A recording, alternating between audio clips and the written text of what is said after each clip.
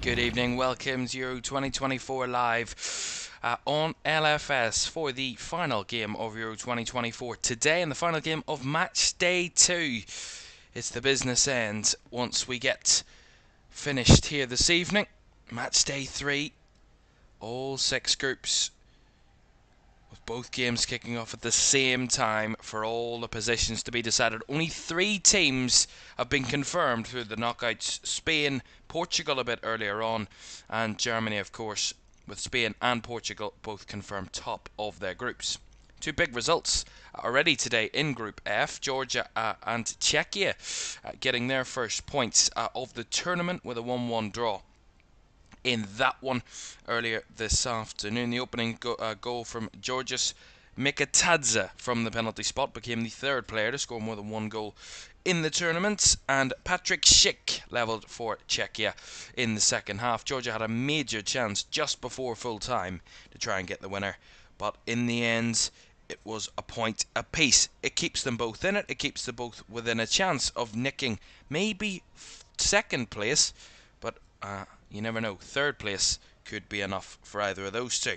Turkey were then wonderfully beaten by Portugal, who were well in control. Portugal of that game earlier this evening. Bernardo Silva with his first ever international goal, or international tournament goal. Samet Akaydin got the 6th own goal of the tournament, and Bruno Fernandes with the 3rd for Portugal. Belgium, Romania. Well, the state of this group, Group E, was the upset group of the tournament so far. Ukraine made a bit of a deal of that yesterday, beating Slovakia by 2-1, coming from behind against Slovakia, who beat Belgium on match day 1. Belgium, the only team in the group without a point heading into this one tonight. Romania top of the group, Belgium bottom. Belgium win tonight. All 4 teams will be on 3 points heading into match day 3, making it anybody's game to take the top 2 spots or even 3rd place on the final game of the groups. Let's have a look at those all-important teams. And Belgium, well, they were disappointed. They had 2 goals disallowed in their first game by VAR. Couldn't find the net that was legitimate in the end. They keep Koen Castells, who did concede that early goal against Slovakia to end up losing the game.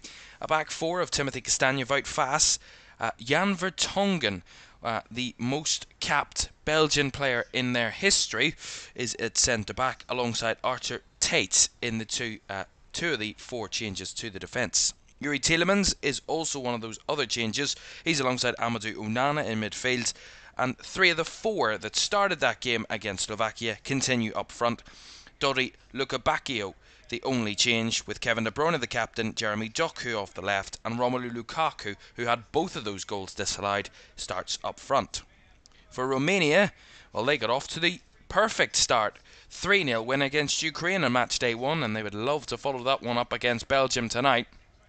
Edward Iordanescu starts with Florin Nita in goal. A back 4 of Andrei Retu, Radu Dragoshin, Andrei Burcha and Nikursur Banshu in defence. Marius Marin and Razvan Marin are in midfield. Nikolai Stanciu, the captain, alongside Denis Mann. Valentin Mihaila, the only change to that Romanian side, with Denis Dragush up front. Marin, Dragush and Stanciu, the 3 goal scorers against Ukraine on match day 1. Belgium, of course, in their black and red strip, and Romania in all yellow this evening, so red v yellow. Belgium want to get off the board. Romania would want to stay firmly top position and would love to secure qualification tonight. They would love that. A win would do certainly that here in Cologne. Defeat for Belgium almost sends them home. And that would be another dreadful international tournament for the Red Devils, who crashed out of the World Cup in Qatar with just a single goal scored in that one in their group. They don't want to follow suit and do the same here. 3 points may be enough, may not be enough. We will see heading into the next couple of days on match day 3. At the moment, 3 points would get you in the top 2 of the 4 best ranked thirds at this moment in time, but it's not a guarantee that that will stay the case after match day 3. Here's Kevin De Bruyne to break forward, trying to thread it through for Lukaku, but that strong Romanian defence that kept a clean sheet against Ukraine held off well there, as there was a bit of a foul in there, but the referee's allowed it to play on. That's good refereeing. Bircha, Marin, dispossessed there, good pressure, and Lukaku making the run in behind. Lukaku off to Doku, edge of the box, Jeremy Doku squares it across. Lukaku lays it off to the Tielemans. 1-0. Quick start for Belgium, quick goal for Belgium, and Romania's defence dispatched inside 2 minutes. Yuri Tielemans from distance, giving Belgium the lead. Perfect start. In attendance, some royals from Belgium as well. But that's a royal goal from midfield there from Yuri Tielemans. Giving it away. Bad defending there. Give the ball away in your own half from Banchu. Gives it away. Lukaku gets the ball. He lays it off to Doku. Doku back to Lukaku. Edge of the box. Nice strike across goal from Yuri Tielemans. I think he's off balance as well. See it again. Yeah, he just kind of slips off balance, but doesn't affect his strike. And it gets Belgium ahead. Wonderful goal. But the perfect start for Belgium. And one of the earliest goals of the tournament. Not the earliest goal. Certainly not. But it is one of the first goals. And Belgium's first of the tournament, of course. It was a very positive start. They dominated. They were controlling the ball early on, and good high pressing from Belgium. Won them the ball back. That pressure, forcing Romania into the mistake and giving them a really good opening goal and a really good start to this one. Although they've given it away at the back again. That's how they lost the ball, or lost the goal in the first game, and they're going to concede a corner here. Belgium not as composed at the back as what you would have liked there, and Onana is the one that comes off in the end. We'll go out for the Romanian corner. See this again. It's Draguș down the right hand side and plays the ball in, and actually it's Onana that tries to clear it. It comes off someone in there, and it goes bouncing out for a corner. So positive response from Romania. Dennis Mann, the one to take the corner in a moment. The referee Simon Marciniak from Poland is a referee this evening, and is just sorting one or two problems out in the middle. He was hit by his own man there, Arthur Tate. Corner taken short by Mann. Back it comes. Quick 1-2. Going to try and cross it. We'll spray it across to Banchu. Out to the left hand side it comes to Marin. Cross comes in, headed on, and big save by Castells to palm it over. It's a good header in there. I think it was Burkhardt. Really good cross by Marin. And it was Draguș that had the header. Really good header, but strong goalkeeping there from Castells. Gives Romania the corner once again. And there, see a yellow behind the goal. Corner taken short again, flicked into the box, but Lukaku was the one in the way that time. Back to Banchu. Down the line it goes, and Marin tried to get on the end of it, but Lukaku thumps that one out for the throw-in.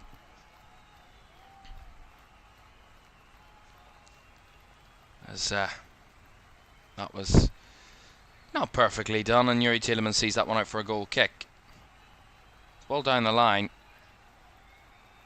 and it tried to go on the spin, but not a great technique. Just seeing that goal again, Yuri Tielemans, just inside the D, about the edge of the 18-yard box, sliding with his right, in step, and just drags it across goal. Too far for Florinita to chase or to try and dive for, and Romania's first goal they've conceded of the tournament, which would leave the table with all 4 teams on 3 points. That will be some setup for match day 3. Here's Lukaku trying to break down the right again. Given away. Here's Castagna to pick it back up. Although, terrible pass to try and find Lukaku. Ends up given away. And Draguš trying to go for the 1-2 there with Banchu, but given away there. Well, one back by Onana. Vertonghen. Back to Tate. Onana. Tielemans. Control from Belgium in the early moments. Well, that was Yuri Tielemans' 8th international goal. 27-year-old Aston Villa player. Got another one on the international stage, and the first one for Belgium at this tournament so far.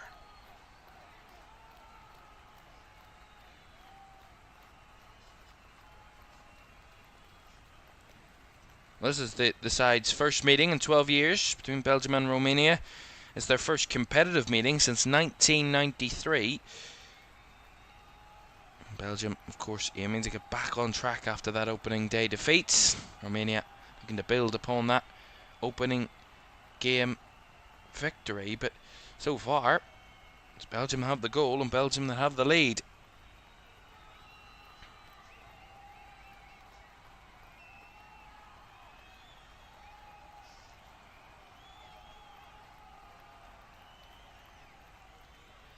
Through in here to Belgium. Castagna to Onana.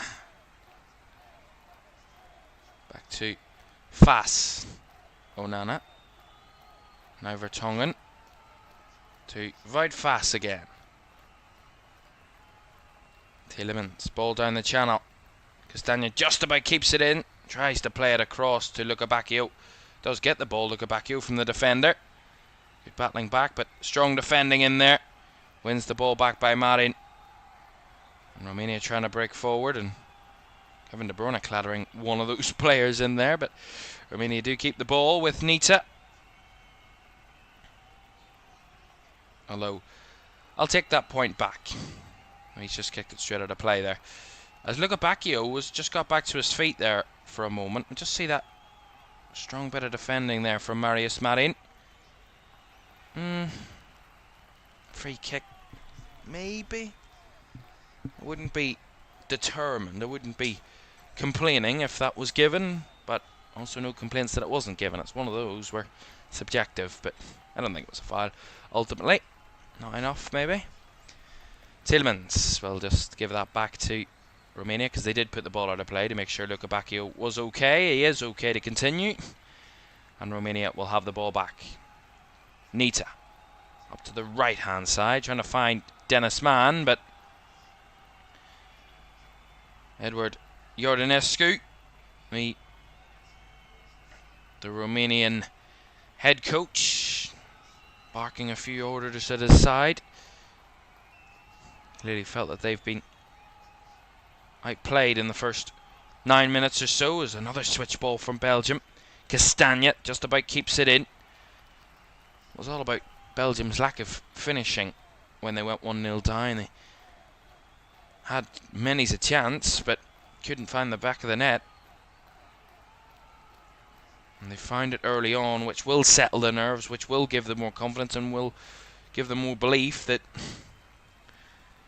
they can get this first victory and push on.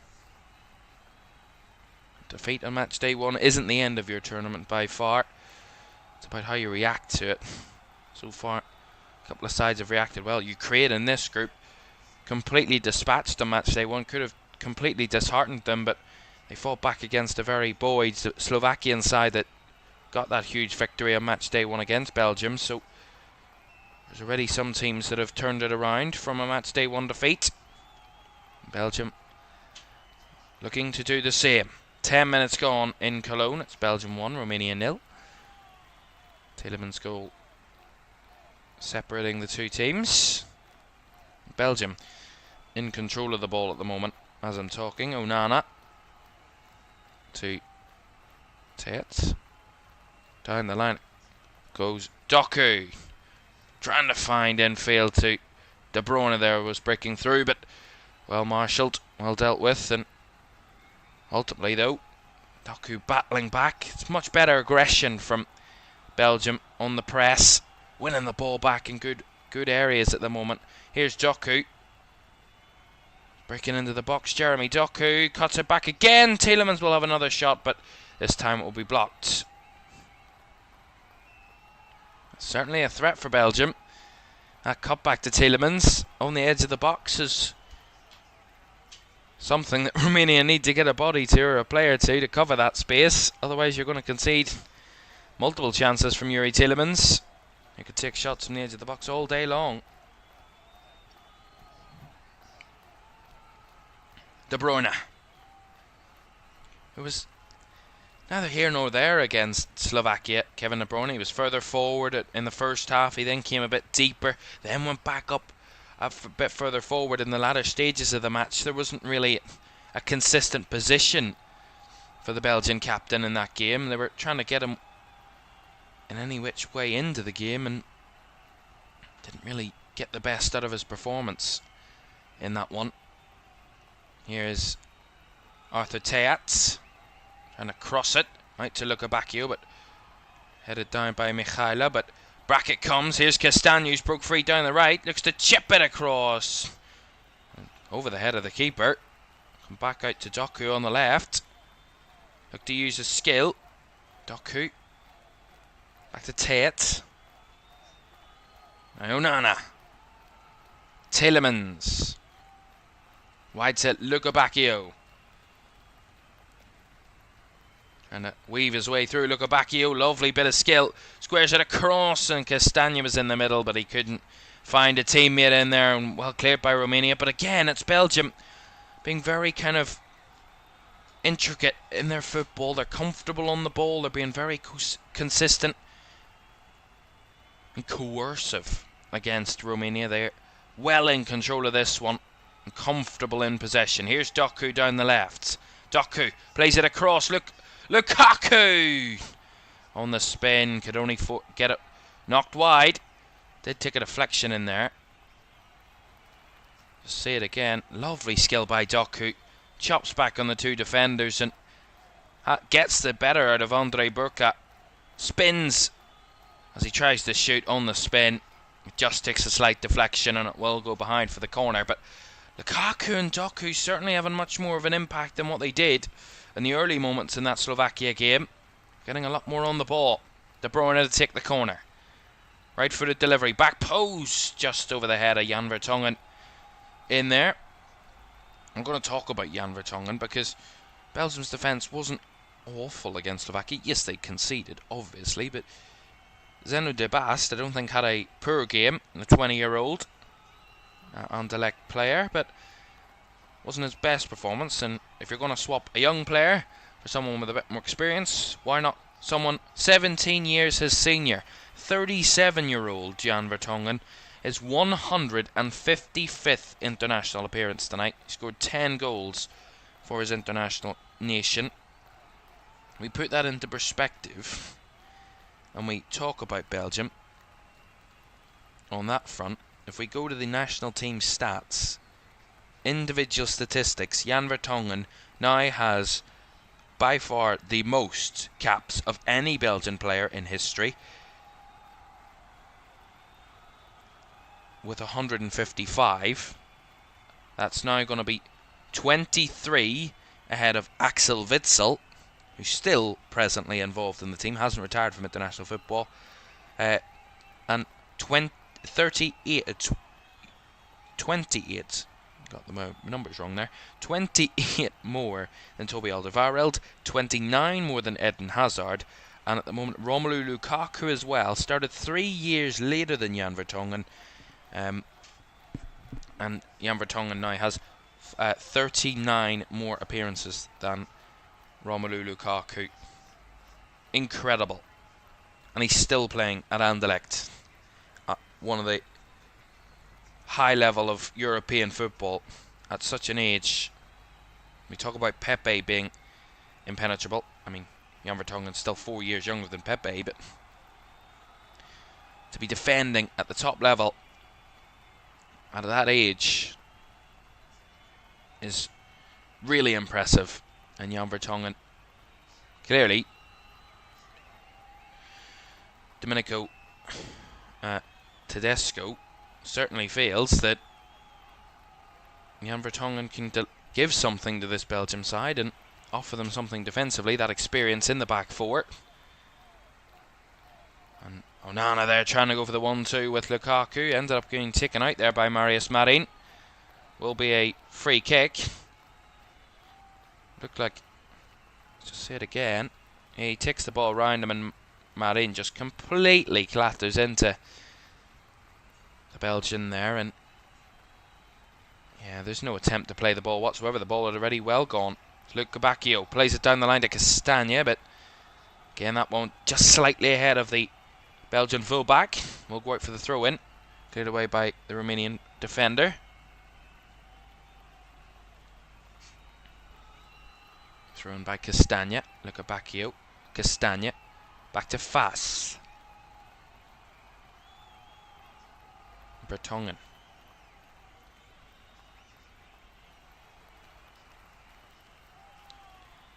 Castagna. Fass. We'll talk about all the Belgian changes and we'll talk through their involvements. Here's Luke Gabacchio. Tielemans made the late run again. Into the box. Cross comes in off the byline. Cleared away. Not fully cleared though. Edge of the box, and Onana trying to flick it on, but didn't catch it right, and it will will be gathered by the Romanian keeper, Florin Nitsa. Well, another one of those Belgian changes in the defence. Arthur Tait, 24-year-old defender from Rennes, 16th international appearance tonight. Has played multiple times before for his country, of course, so it's not that it's a new thing for him. Oh, that's wonderful from De Bruyne. Beat two players there. Here is Kevin De Bruyne. Squares it across, finds Luke Gabacchio.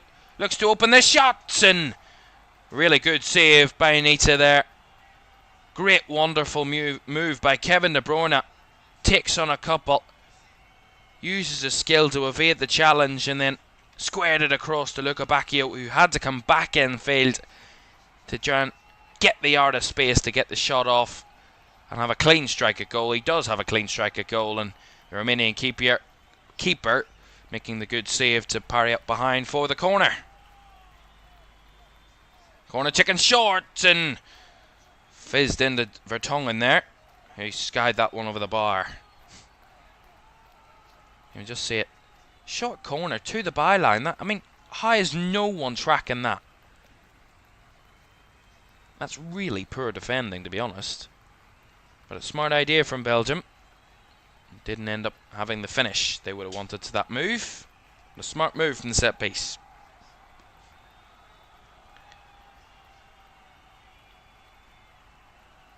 Fast with a header in the midfield.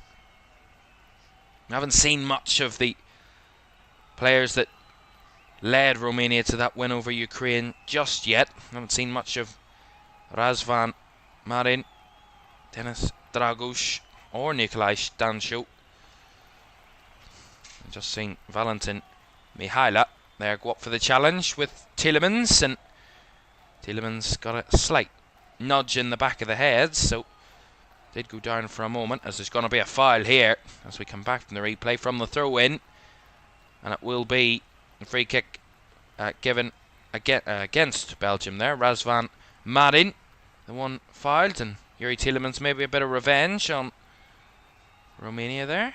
Bit of frustration from the earlier challenge, just showing that he can give as good as he gets. 20 minutes gone in Cologne. Belgium 1, Romania 0, and Yuri Tielemans' goal separating the two teams. Those Romanian fans behind that goal that Romania are attacking.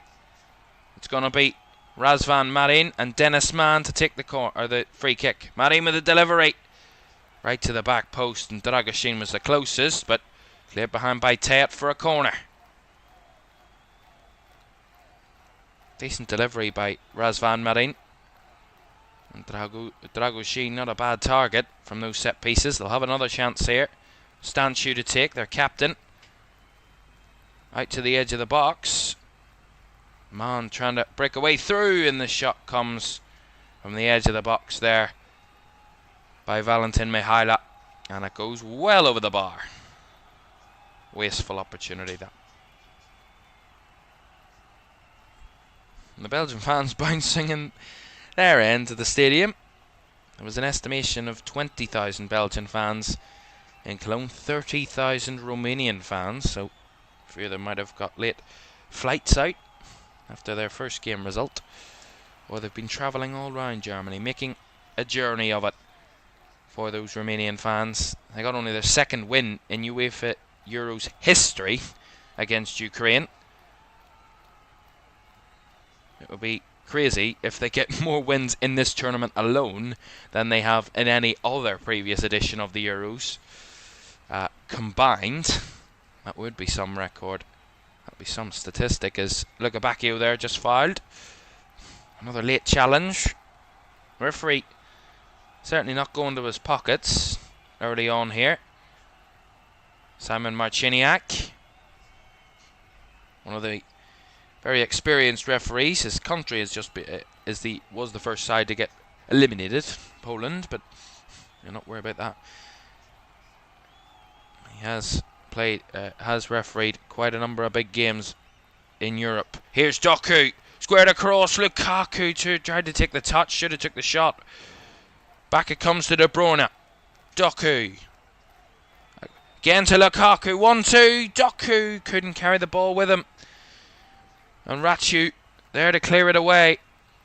But again, in between the lines, in and around the 18-yard box. Belgium certainly getting the better of it at the moment, and the footwork from the likes of Doku really carving Romania open at the moment. Belgium could have 2 or 3 goals with the space and the dominance they're having in the Romanian box at the moment. Here's Doku again, wide on the left, plays it forward to De Bruyne. De Bruyne again looking for the cut back, but put behind by Marin there, Marius Marin. Corner to Belgium.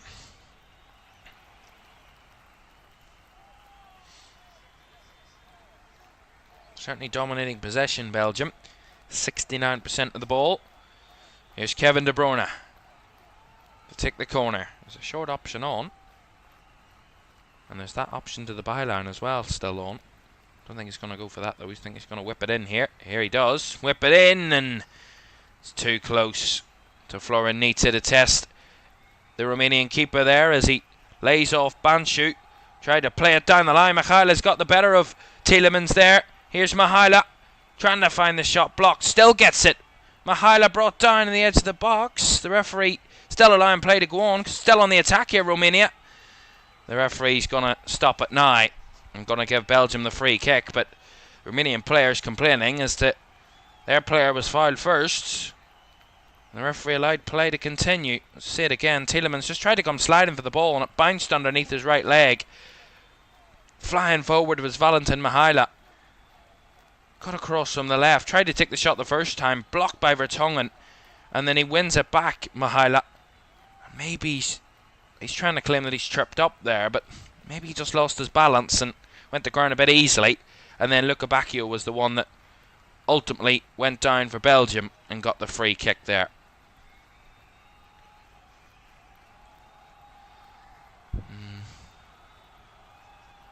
Getting the slight bit of treatment at the moment, Valentin Mihaila, but I don't think that was a foul. I think the referee dealt with that one well. A very good moment for Romania, although it was a slight miss kind of judgment from Yuri Tielemans and sliding to get the ball away, but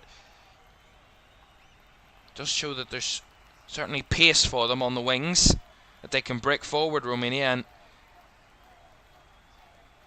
catch Belgium out on the counter. They did so well against Ukraine.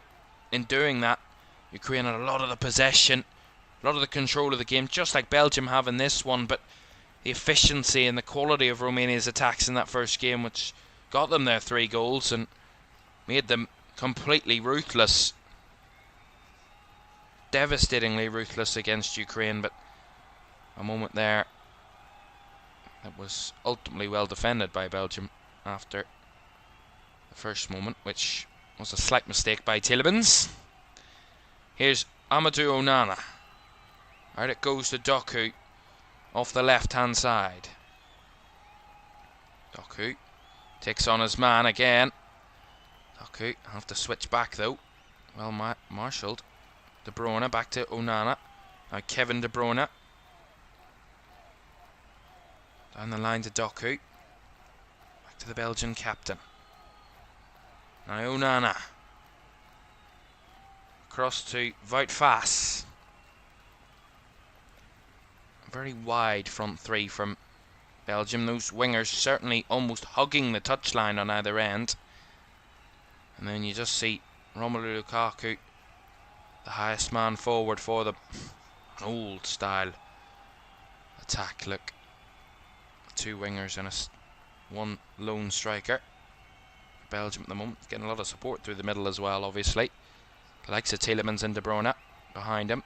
Castagna, nice 1-2 with Tielemans. Castagna on the right, looking for the cross in. It's a low one and cleared away by Burka there. One back by Faes, and Belgium again will just keep the possession, recoup it and get forward again through the lines, but Castagna, just a bit much that pass. I just run out of play there against Timothy Castagna. Throw in to Romania.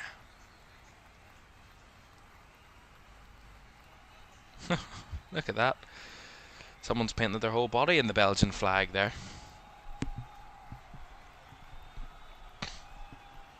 And the festival atmosphere, the fans certainly making this tournament a lot better. We saw earlier on a Portugal fan coming on and getting a selfie with Ronaldo before evading a few stewards. Might be watched by a few scouts for the future, that young man. Who knows? Free kick for Belgium, just inside Romania's half. De Bruyne and Luca Bacchio over it. De Bruyne with a delivery. It's deep, but far too deep from the Belgian captain, and the referee was going to give the free kick against Belgium anyway. Romania got a free kick in any case there. Wout Faes committing a bit of a foul there, or actually not. Faes was the closest to the ball. Was a foul off the ball somewhere, and Romania get the free kick at the edge of the box. Well, I didn't cover the Romania-Ukraine game on Matchday 1, so I haven't really talked about Romania and what they've done to get to this point and what their history in European competitions is. I've only told you that it was only their 2nd ever win in a UEFA Euros.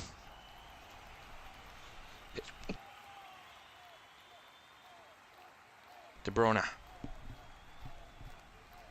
Castagna has to go all the way back. Well, Romania, it's their 6th time in the Euros finals. It's their 2nd in 3 editions of the competition, and their best performance came in 2000. They lost 2-0 to eventual runners-up Italy in the quarterfinals. They progressed from a group including Portugal, England and Germany What a group to come out of. Their only previous Euros win before that 3-0 win against Ukraine was against England in that 2000 tournament. Here comes De Bruyne though. Doku off the left. Jeremy Doku just nicked away there by Andrei Ratiu. And it goes behind for the Belgian corner. But once again, that ability from De Bruyne to find Doku, and Doku weaving in and out, swerving his way through, but that one well watched by Andrei Ratiu, and it will go out for a corner.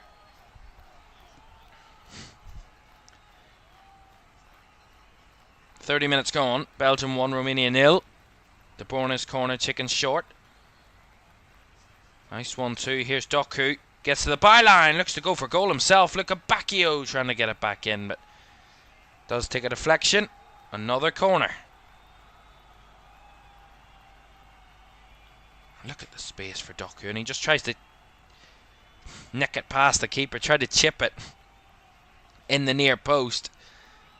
Good idea by Doku. Well watched by Nita.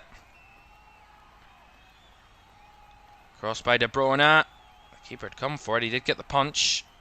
Cleared away. Brought down by Tielemans. Nowhere to pass it to forward, so has to go backwards with it.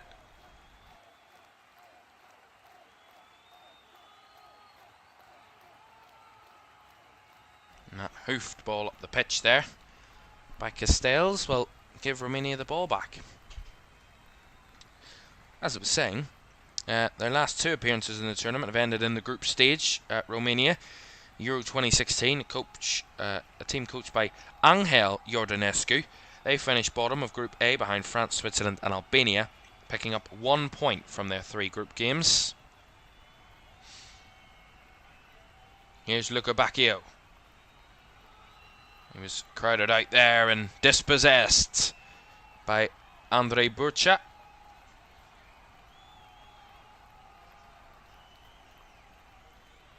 Well, down the line, Fass anticipated it and intercepted it. Tielemans trying to return the ball to Wout Fass. As De Bruyne does well on the ball, dragging it back and winning it lovely through the lines. Look at Bacchio to Lukaku, and he couldn't return it. Defended well. This time, Arthur Tait was dragged all the way around there, but he did keep the ball. Tielemans. Fass. To Jan Vertonghen. Arthur Tait.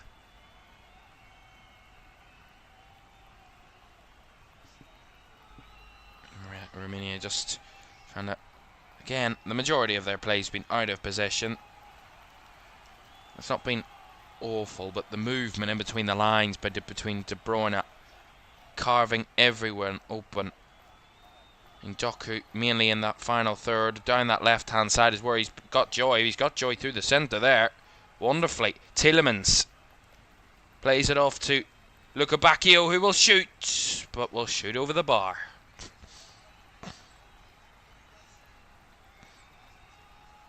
We saw Doku come very deep in the first game.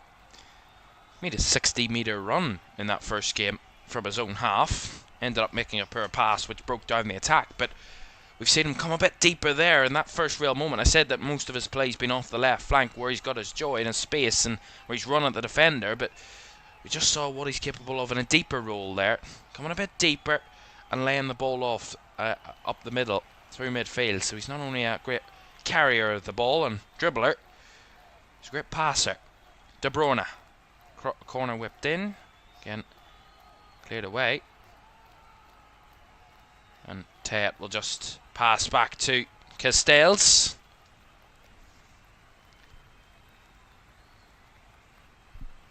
And let's talk about the man that's just had the shot for Belgium. Dodi Luca Bacchio. Joined Sevilla for €8.7 million in August of 2023. Has been in Germany before. Played in Germany for a few years. Went on a loan to Fortuna Düsseldorf in July 2018. for a full year, and he then permanently joined Hertha Berlin in August of 2019 for over 17 million euros. He then joined Wolfsburg on loan for a season before returning to Hertha. So did have a spell in Germany, and he's just committed a foul there, Luka Bacchio, as I'm talking about him. And it's on Razvan Marin, and he's got a yellow card for that challenge. I timed that explanation well then. Talked about the right player at the right time. I'm sure the other players are hoping I don't talk about them too in depth, otherwise they might get a yellow card. Luka Bacchio booked there. We've already seen some players suspended for successive yellow cards in their opening 2 group games, and they'll be suspended for their third games. Only one player is suspended through a red card. Marin, nice turn on the right hand side, the ball in from Mon, but hooked away there by Vertonghen. Good play off the right hand side from Romania, Dennis Mon. Romania do have that threat and do pose that threat, and with the 1 goal deficit, anything's possible. With just under 10 minutes of the first half to go. Belgium 1, Romania 0. Romania starting to play on the ball. Stanciu now to Marius Marin. Played forward to brother Razvan Marin. Out wide to Man. Man looking for the cross. Wants to come across and take the shot himself. And decent shot. Decent gather. Comfortable for Koen Castells. Decent run in field, and Tate tracked him all the way. Just stuck the shot in between the legs of Tate on the dive, and Castells got down to his left to make the save. Comfortably there. Castells has to hook that one out to the left hand side. Tate does keep it in. Hoofs it up down at the left flank. Nicely taken by Doku. Getting Belgium forward. Nice to evade the challenge. Lays it off to De Bruyne. Now to Luka Bacchio. He's got Lukaku in the middle. Tries to flick it round to try and find Castagna, but again well marshalled, well dealt with and cleared away. And now on the counter-attack is Dragush for Romania. Him opening up below Dragush's pass. Well under hit. And Onana wonderfully threaded through ball. Here's Luka Bacchio. He's got Lukaku with him. Luka Bacchio. Charged down. Well, defended again. But it will be a Belgian corner. Luka Bacchio should have done better there. Was played in wonderfully. Fantastically by Amadou Onana. Well onside. And should have absolutely got the afterburners on there, Luka Bacchio, and should have charged towards goal, but he kind of steadied himself as he got closer to the 18-yard box, and then as soon as he got into the 18-yard box, he was well stopped in the end by Nukashur Banchu, and Belgium will get the corner. Kevin De Bruyne obviously to take. This is Belgium's 7th corner of the game. De Bruyne with yet another delivery. Bounces all the way through. Will be picked up by Dennis Mon on the right hand side. Maybe Romania want to counter here. Mari. Back to Ratiu, who is very recognisable. Andre Ratiu with the dyed blue hair. It's one you could pick out from a lineup anyway. Marin to try and play it in behind, and he tried to stretch for that one, Dragush, but well gathered by Castells under pressure. But Dragush just tried to swing a leg. Really nice ball behind by Razvan Marin, and Dragush made the run in behind, and Castells was well aware of what was happening and made the good comfortable gather.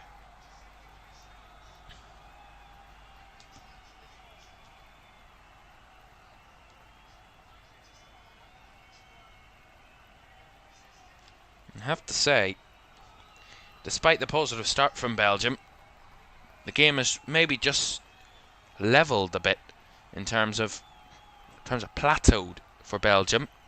Still having a major threat on the break, and they've had 1 or 2 very good chances with runners in behind, but Lukaku for his early control and early dominance in and around the 18-yard box. He's kind of gone a bit quiet.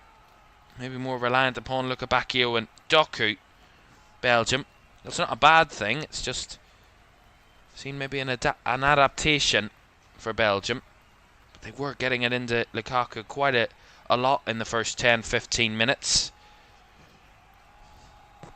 Not as much in the last 25 or so.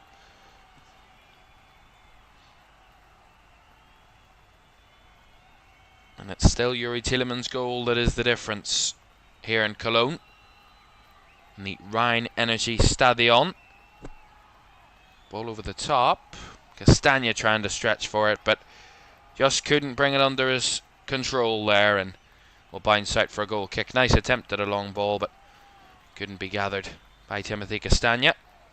Of course, has played in the Premier League before, Timothy Castagna. Will play in the Premier League next season as well with Fulham. Played a couple of years with Leicester.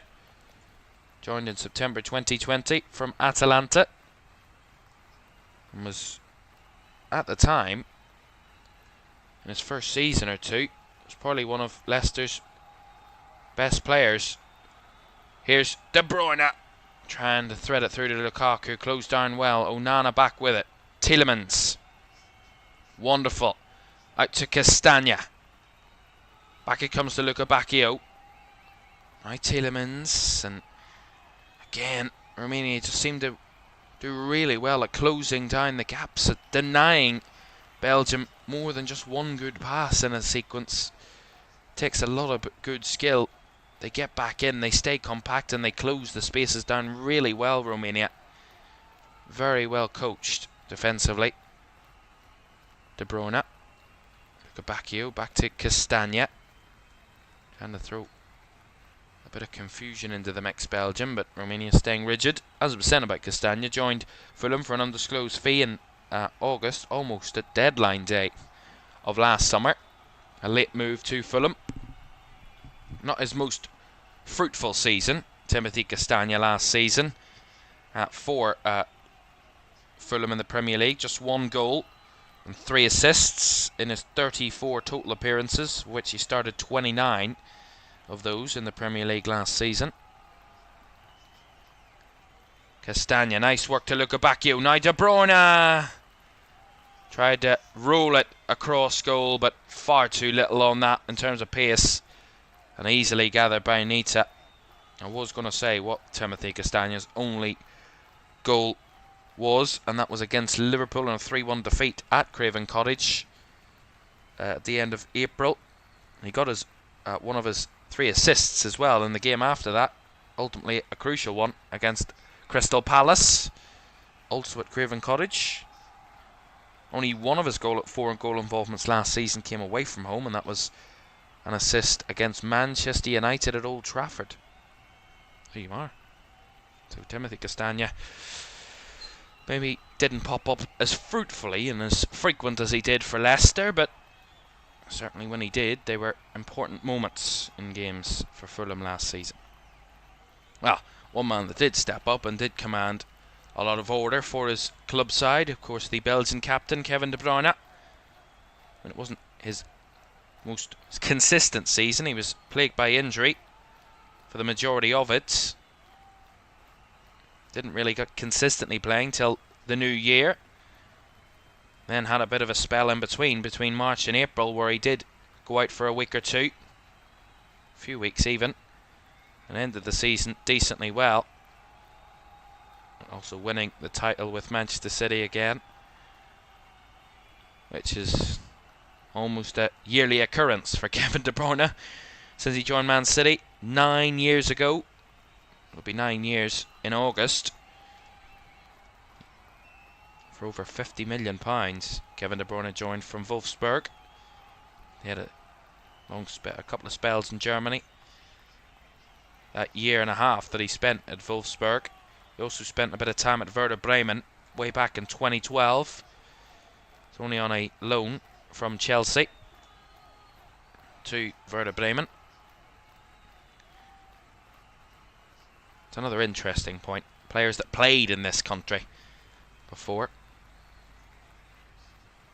Romania probably ending the half maybe a bit more threatening than they did, as Tayet there unnecessarily puts that one out cheaply to give away a corner.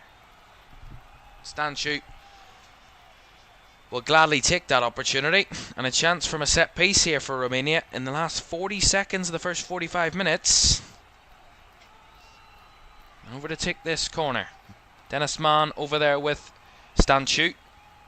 Short corner taken, Mann with a delivery, and the header is again not on target from Andrei Burka, who was arriving. Almost a free header there for Burka. Well, it took a deflection. That should be better. When you're getting a header like that in that type of area, you should be doing better and getting it on target at the very least. 1 added minute at the end of the 45 then in Cologne, and again this game still tight. Another one of those ones where it could swing either way in the second half. And maybe a bit of a positive end to the half will actually make this 1-0 deficit feel a bit less than probably it felt in the early moments for Romania.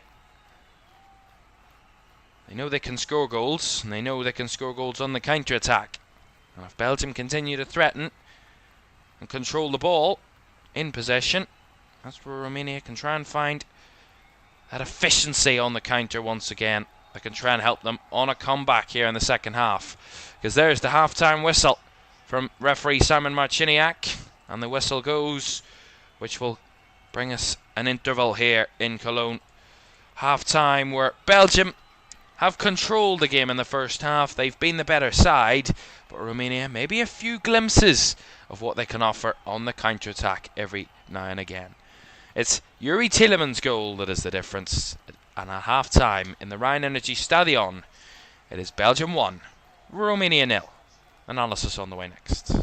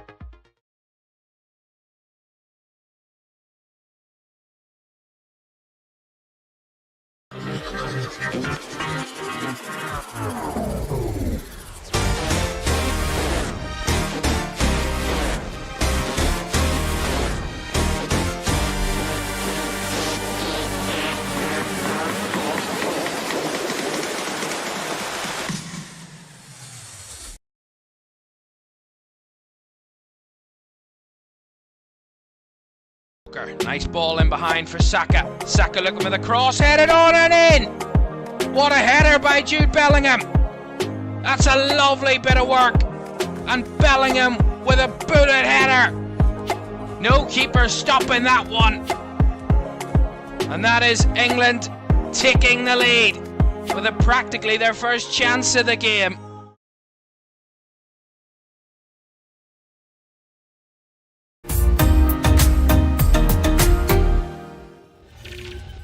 Welcome back to Euro 2024 live for the final game of match day 2 in Group E between Belgium and Romania, and it is Belgium leading at the break by a 1-0. Yuri Tielemans' goal, the difference between the two teams here this evening. Already today we have seen Portugal secure top spot in Group F with their 3-0 victory over Turkey earlier this evening. Goals from Bernardo Silva, a Semet Kaiden own goal, and Bruno Fernandes with a third to secure the 3 points for Portugal and that top spot, which will mean, well, what does that mean in terms of the knockouts for Portugal? Well, it means they will be top of the group no matter what, and it means they will face the third place team in the round of 16 of either groups A, B or C. Now they're the only one other side has secured top spot at the moment. That was Spain in Group B. They secured that after their 1-0 win against Italy. a few days ago. They will also know who they will, what rank of team they will face. They will face Spain will face the third placed team in either groups A, D, E, or F. So one of these two teams we're watching this evening could be involved in that game. You certainly wouldn't want to play Spain in the first knockout game, as they've looked pretty ruthless on the attack so far, and they will be in action once again in a few days' time against Albania, who are looking to rescue their chances of a knockout place. The only other side other than Spain and Portugal to secure their place in the knockouts are the hosts, Germany, who were the first to secure their knockouts, but they are not confirmed what position they are going to finish in Group A. They can still finish second. They play Switzerland on match day 3, and Switzerland, if they win against Germany, can finish top. So Germany, not certain whether they'll win their group or will be the runners-up, but they know they will be in the top 2 for certain, which means they will either face the runner-up of Group C in their knockout game, or they will face the runner-up of Group B. So we'll keep an eye on both Group B and Group C, because they could end up placing and finding Italy in the knockouts at the round of 16, who are currently second in Group B. That could all happen. We'll never know. We will find out very soon in the next few days. Actually, tomorrow. And that's a perfect cue to tell you what's coming up tomorrow. We will be watching both Group A games for you tomorrow, but our key game will be Scotland against Hungary. Unusually the bottom two in the group, but it could be a historic night for Scotland. If they beat Hungary, they will surely get that third place and qualify for the knockouts for the very first time in their history, which would be a huge moment for Steve Clarke's Tartan Army as they go by. They would be on 4 points if they beat Hungary tomorrow. Hungary, even with a win, aren't guaranteed a place in the knockouts, which means they would need to hope that others finish on less points than them in the third places elsewhere if they are to win tomorrow. We'll also be keeping an eye on Switzerland and Germany, of course, with those two battling for the top spot. The hosts, what they've shown so far: Germany scored 7 goals, just conceded the 1, which was an own goal against 10-man Scotland in the first match, so they don't look like they're penetrable at the moment. But Switzerland have been a tough opponent for Hungary, and certainly were very stubborn against Scotland. You never know. We'll find out tomorrow then. That's the first set of match day 3 fixtures for you tomorrow, both 8 o'clock kickoffs. So the festival of football, where there's been 3 matches per day and all at different times, will be coming to an end. But that doesn't end there. The knockouts are just around the corner. Right, that first half, let's talk through it then. Belgium controlling the game, dominating the possession. We said this so many times about teams in the competition. We said it about Belgium against Slovakia in the first game. The difference is this time they didn't concede, give away a mistake to concede, but they capitalised upon a good moment for themselves. They broke forward, they got into a good space, Lukaku and Doku linking up in and around the box, and then the cut back to Yuri Tielemans to the edge of the box to find the finish. Really clean finish by Yuri Tielemans, and a lovely goal. Joins a multitude of players, nearly 50 players who are on 1 goal in the tournament so far. We will get a point where we'll run you through every single player that scored 1 goal. It's going to be a long list and going to need a bit of time to do that, but that is the case at the moment. Yuri Tielemans joins them on that list. The first Belgian to score at the tournament, of course, because Belgium's first goal.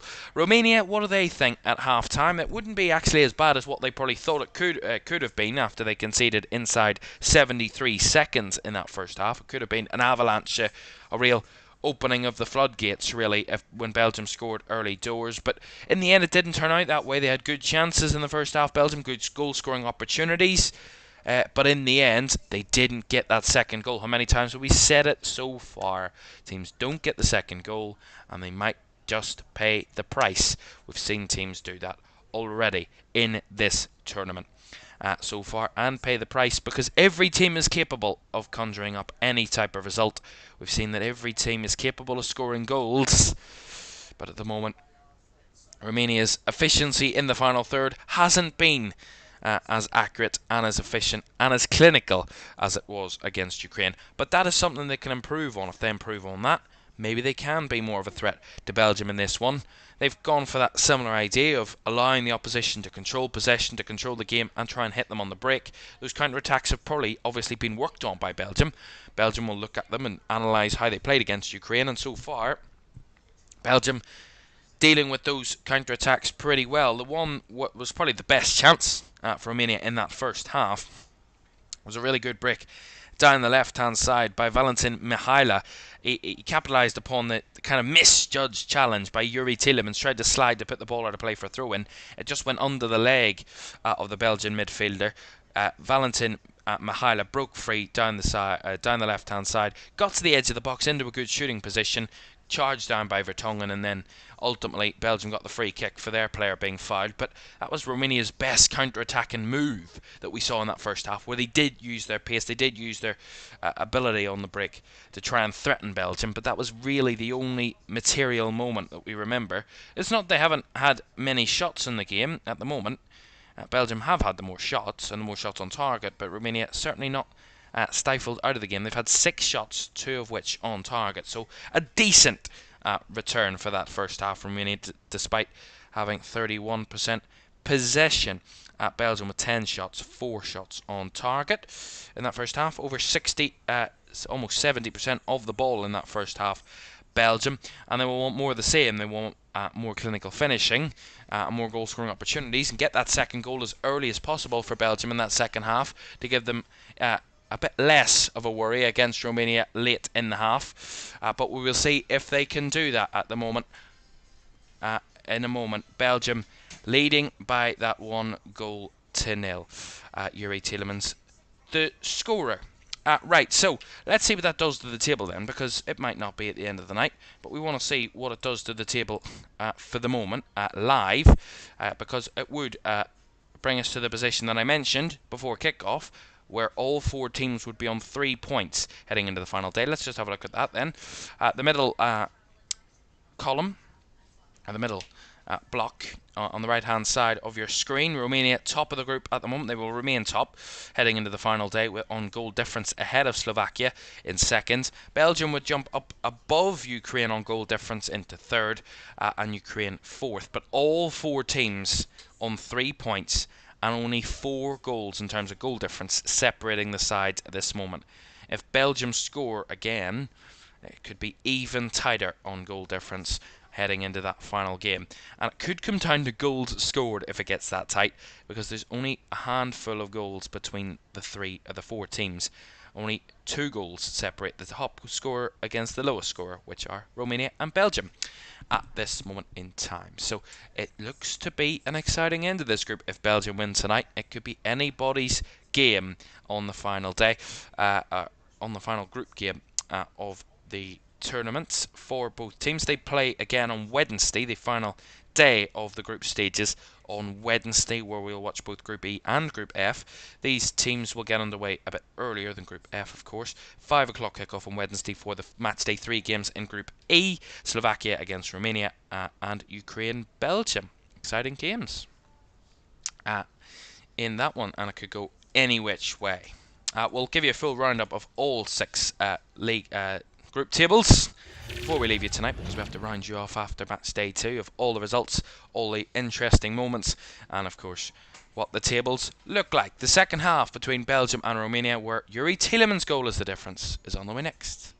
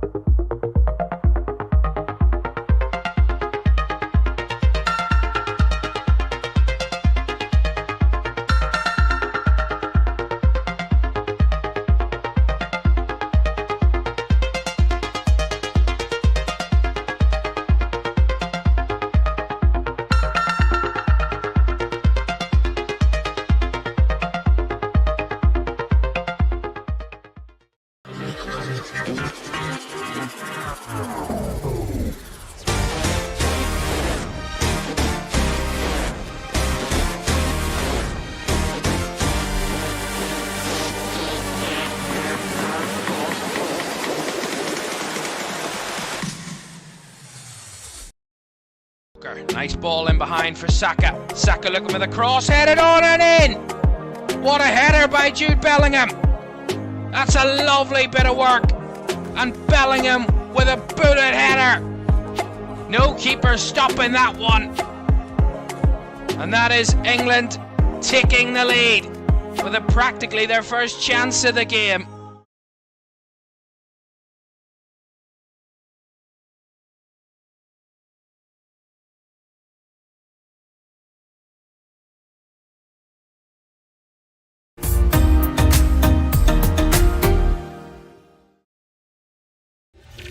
Welcome back, second half on the way in just a moment. Players back out on the field here in Cologne, and a big second half necessary for Romania. They can secure knockout football for the side tonight if they turn this around and win this. If Belgium hold this on and keep this lead and convert it into 3 points, all four sides will be on 3 points going into match day 3. It sets up an exciting prospect in Group E. Romania will get us back and going here in the RheinEnergieStadion. Don't forget to like, subscribe and turn on post notifications if you haven't done so already. Greatly appreciated there. So there we are. This ball knocked forward. We'll see how Romania start this second half, whether they do come out with a bit of energy, a bit of fight in them, a bit of positivity. We had a positive end to that first half, Romania, to be honest. We feel pretty comfortable in the game, that they can get back into it, that they do have a chance here. But Belgium will be pretty happy with that first half from them, lacking an extra goal, although Romania will shoot, and that one right down the throat of Koen Castells. It was a really nice infield run by Dennis Mann off the right flank. They had an effort similar to that in the first half, where he made that infield run off the right flank and took the shot. Similar idea and similar outcome. Simple catch for Castells, but certainly a threat for Romania. So two Marines linking up there.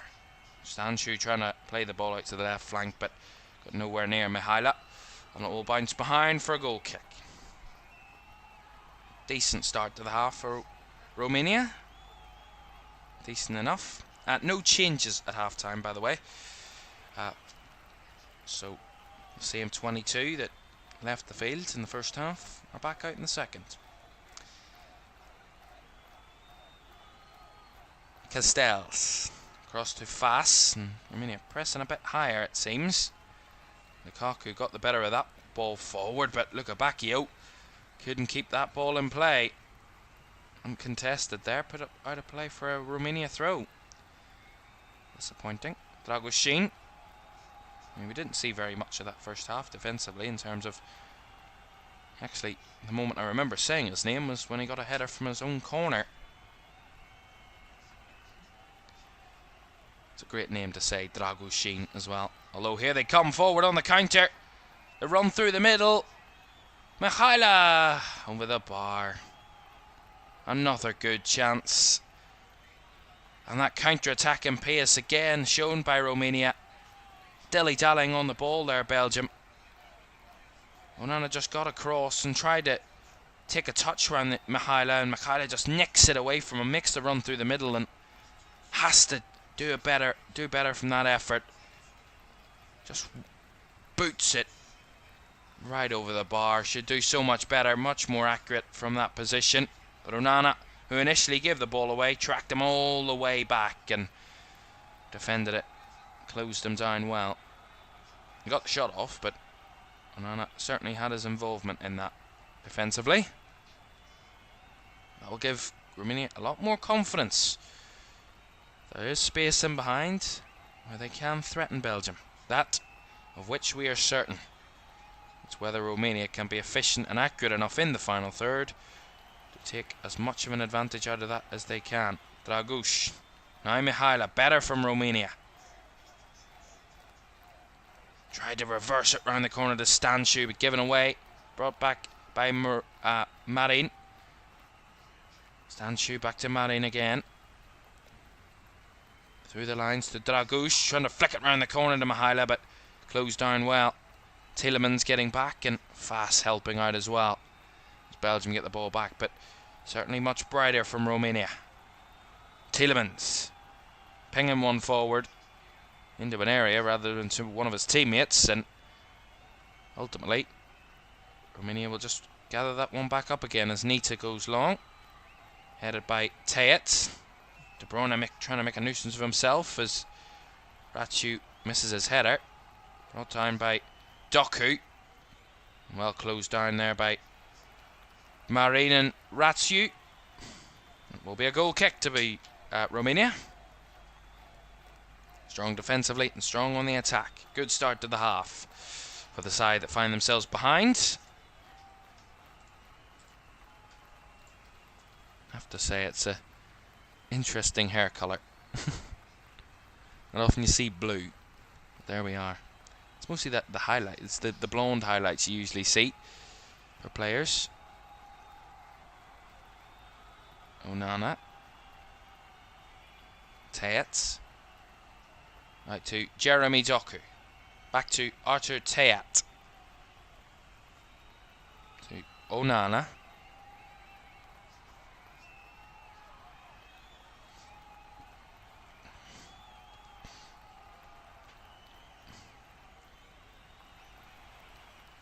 Well, Romania were in decent form coming into the tournament.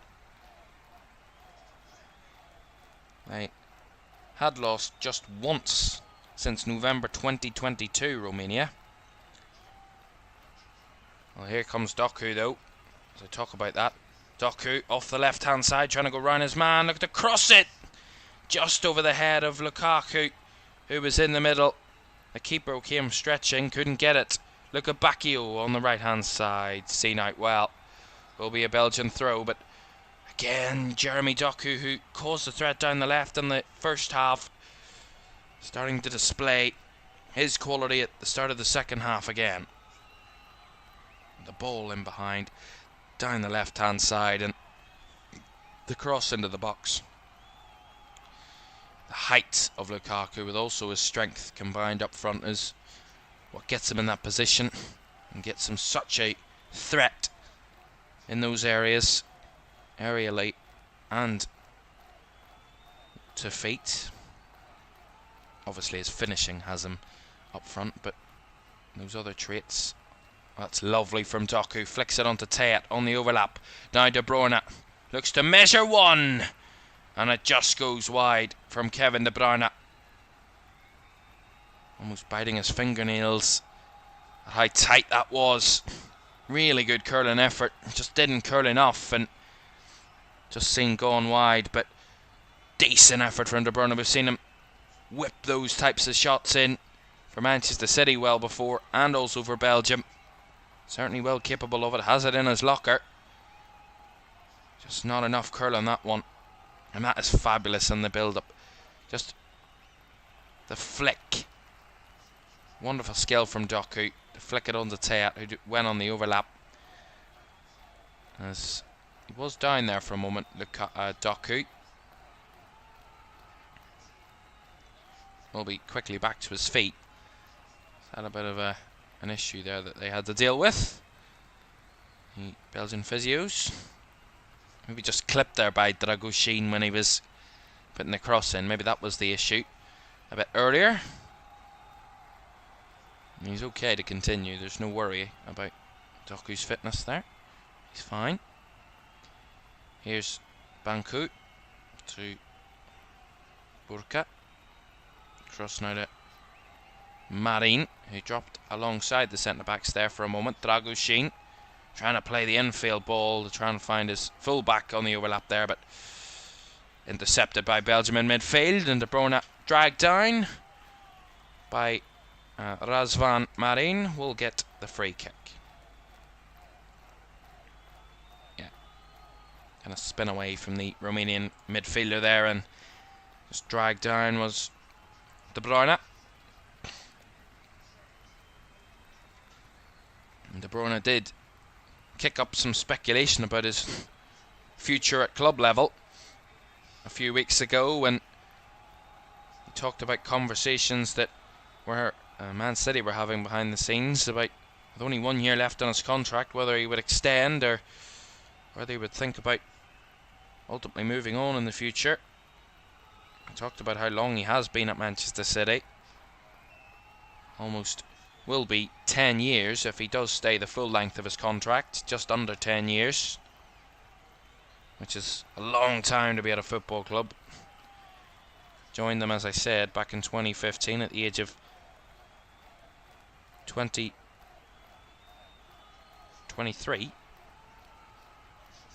Twenty-four, sorry.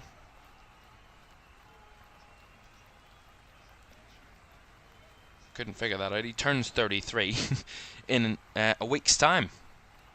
Does Kevin De Bruyne, 29th of June. It's one of the late ones. Well, that's a lovely tick down by Doku. Round the corner by Lukaku. Here is De Bruyne. He shot straight down the throat of Nita.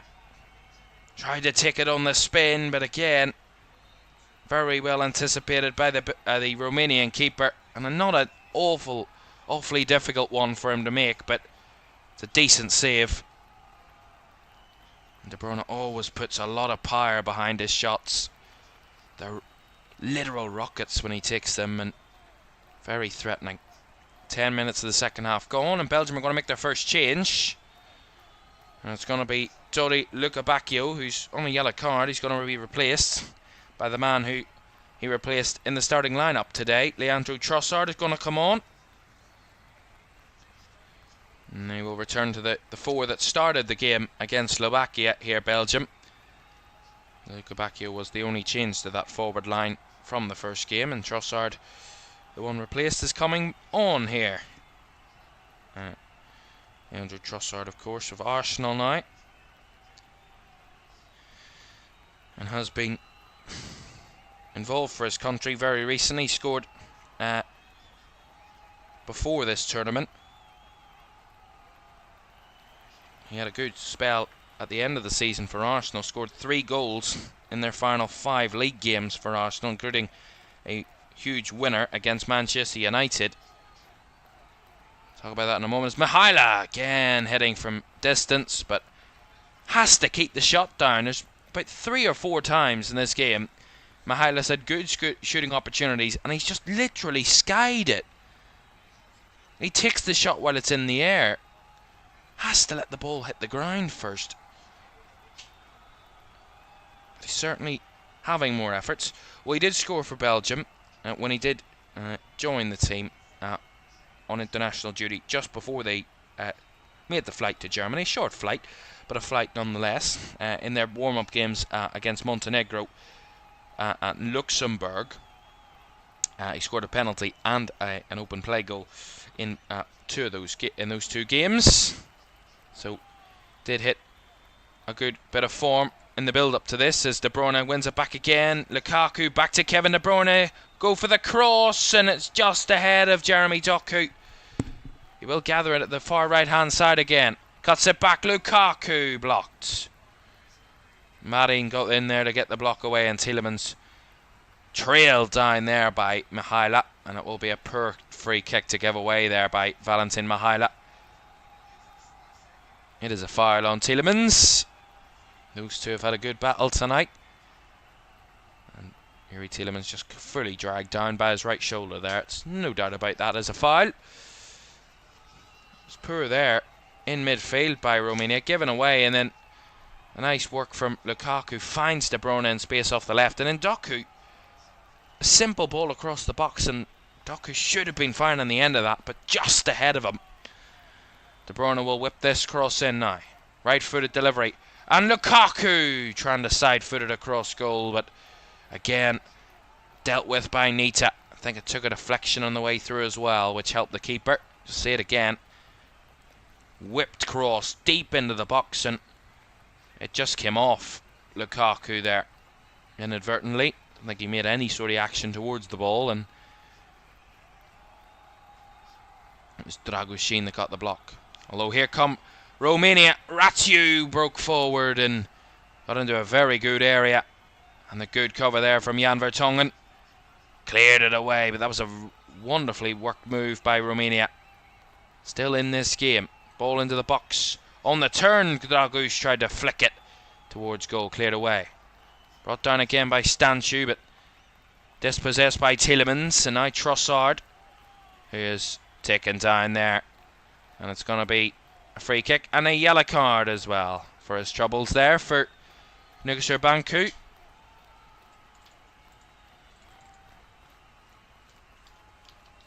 Yeah, just a dragged foot there on Trossard.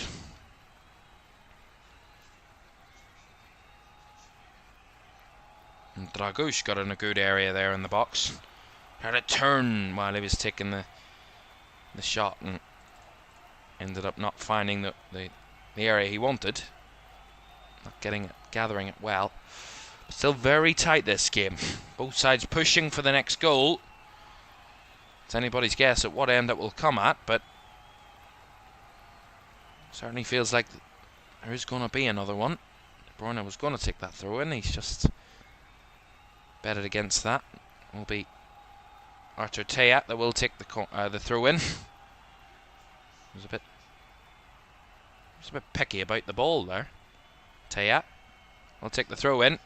Nice run by Trossard, looking to cut it back to Lukaku, and the keeper had come, but the defender got there first, and I think it was Mihaila that was involved.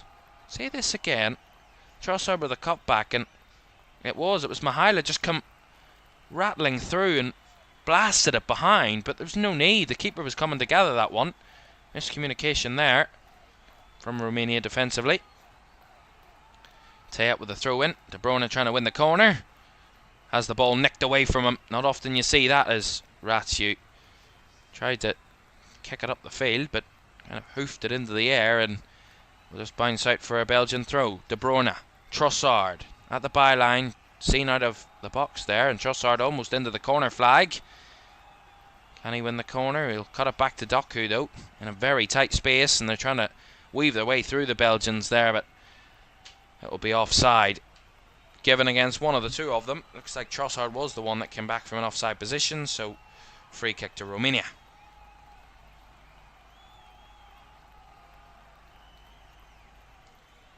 Not awful there. Well, the stadium rocking. Both sets of fans trying to help their sides get the result they so desperately want. Romania, if they turn this around, even a draw would be a good result for Romania, having won their first game. 4 points is the magic number in the group stages, but 6 would be even more magical for Romania. And that's really good work from Belgium from the back. De Bruyne. Now Doku down the left hand side again, using his pace again, chops in field, edge of the box, drags it back. Doku back on his left and take the strike, hits the side netting, goal kick. Really good from Doku again. And I think if Belgium are going to get the next goal, he's going to be heavily involved in it, because he's commanding that left hand flank at the moment for Belgium, and really strong. The pace is just unstoppable at the moment for Jeremy Doku. Using it majorly to his advantage at the moment, but Romania holding on. Marius Marin to Dragushin. Back to Marin. Very congested central area from Belgium as they lift it over the midfield there. Romania. They do nick it, but again nicked away from them, and Tielemans to De Bruyne and Lukaku in behind. Here he is, Lukaku, 2-0.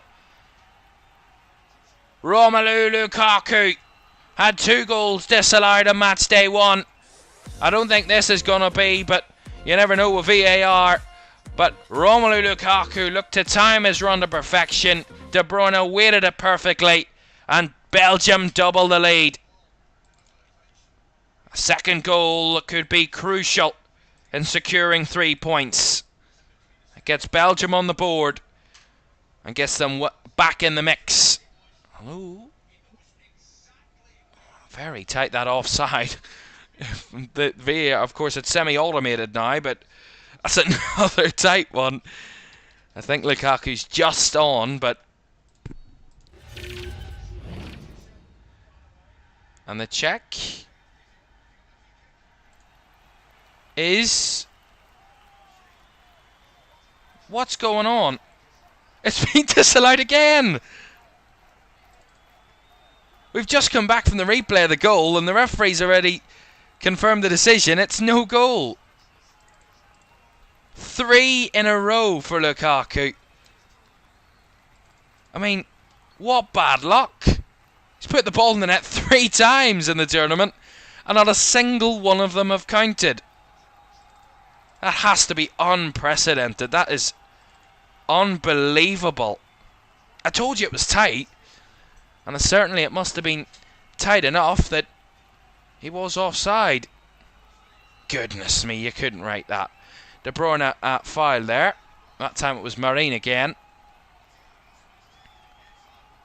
Oh, there might have been handball in there. Nothing in that, I don't think. Marius Marine has been booked in the process about something. I've no idea what for, but he's been booked. So, I'm guessing it's for the foul on Kevin De Bruyne. I think that would be a pretty good guess, but he has been booked, Marius Marine. He's put in quite a few crunching challenges in the game, so maybe it's accumulation has got him a yellow card here. De Bruyne again, twisting and turning in the midfield. Keeping the ball for Belgium. Vertonghen back to Fast. Well, Belgium could have 4 goals in this tournament, could have 2 wins, could have the commanding lead in this tournament, but VAR has denied them. Here's Lukaku. We'll have another chance, but again away by Nita. If it's not the goalkeeper denying him, it's VAR. I mean, Romelu Lukaku, when he does eventually get one that will count, he will feel such relief. Unbelievable. I mean, I don't understand how unlucky you could be for your offsides to be that... Well, I mean, 2 offside goals and 1 handball in the build-up, but 3 of your goals disallowed. I mean, unbelievable. Here's Trossard. I'm going to switch it out to Doku. Opponents in the league, in the Premier League, but teammates here. And at the national stage, cuts back to De Bruyne over the bar. Was always rising into those Romanian fans behind the goal, and there's no question about that one, about where it was ending up. Certainly wasn't in the back of the net. And I can't wait to see the confirmation. We usually get about 3 minutes or so after a goal has been disallowed for an offside or an offside call. We get the visualization. I can't wait to see it here in a moment or two. That's how tight this is. Let's just get the changes then for you. The Romania are making a double change at the moment. Looks to be Marius Marin and Valentin Mihaila are coming off. And they have been replaced by Yanis Hadji, and the other is Darius Olaru. So Yanis Hadji and Darius Olaru. Of course, Yanis Hadji, Deportivo Alaves, until the end of the season he was, but he will return back to Rangers, of course, for the Scottish Premiership. Here come Romania, and a chance to have the shot, but a big save by Castells. It was a shot from Dennis Mann. I said he was very threatening from the wide areas. Well, straight through the middle he made that run and had a good effort one-on-one with Castells, but straight down the keeper's throat. Had to find either side of the keeper there and failed to get a good finish on it. Ultimately stopped by the Belgian keeper, but chances at both ends. Here's Trossard. Now in between the lines, across to De Bruyne. Now out wide to Doku again. Isolated on the left, but will drive infield. Takes it to the byline, puts it across again. Well dealt with by Dragoshin. And Tet will crunch through that one and give it a Romanian throw. Goodness me. I've said it so many times in this tournament, but it's anybody's game later on. And we're going to see this visualization. Let's just see it's Dragoshin. That is minuscule at best. If he's less than about half a centimetre offside, I will be shocked there. It's minuscule how offside he is. But it's semi-automated and it's tight. And the computer does the work. And the computer is more than often never wrong, but so far in the tournament, VAR have got the correct decision time and time again. Once again, that's another example of it. How tight it may be, but offside's offside. And it's fingernail type distances. Your pinky finger, your pinky toe, even your little toe of a difference between onside and offside there. That's how tight it was against Romelu Lukaku. Just over 20 minutes to go in Cologne. Belgium 1, Romania 0. Tielemans' second minute effort is the difference. A long time since then. Feels like a lifetime since that goal went in. Here's Dennis Mann. Ratiu on the overlap. Cuts it back from the byline again. Cleared away by Vertonghen. Experienced centre-back. Making his experience count. Despite Belgium having a lot more of the shots, it's not daylight between the two sides. There is still efforts being created by Romania. And threatening ones. Nice ball over the top. Dragush was the target. Away by Wout Fassen. Overhead kick there by Onana in the midfield. Given away though. Dragoshin won it back. Here's one of the substitutes. Yanis Hadji. Hadji, who has found a goal on multiple occasions previously. Can break into places. Get into good positions. We'll talk about his season in a second as they come forward here. Romania. And good challenge there by Fast. Will be a Romania throw. Well, in his spell in La Liga with Deportivo Alaves, he didn't have a good goal scoring ending. Didn't score a goal in that spell, but got 2 assists. It's not the most frivolous from midfield. Certainly very different for Rangers in the Scottish Premiership. His last full season in the Scottish Premiership, didn't make many appearances, but at the moment it's Youri Tielemans' goal is the difference, and I think Belgium are going to make changes here.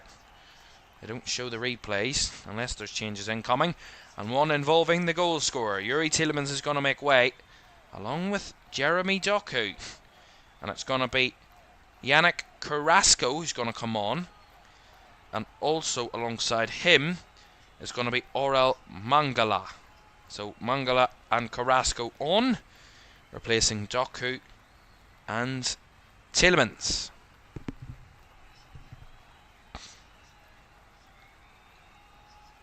So interesting between those two changes for Belgium, and what way they will set up now. I'm trying in my head to figure it out. We'll see it on the pitch in a moment or two.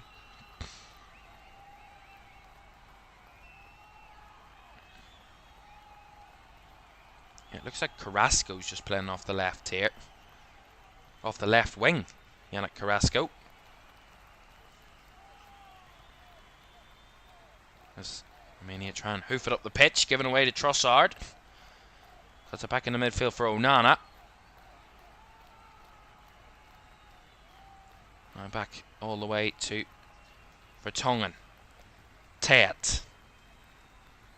Down the left-hand side to Carrasco.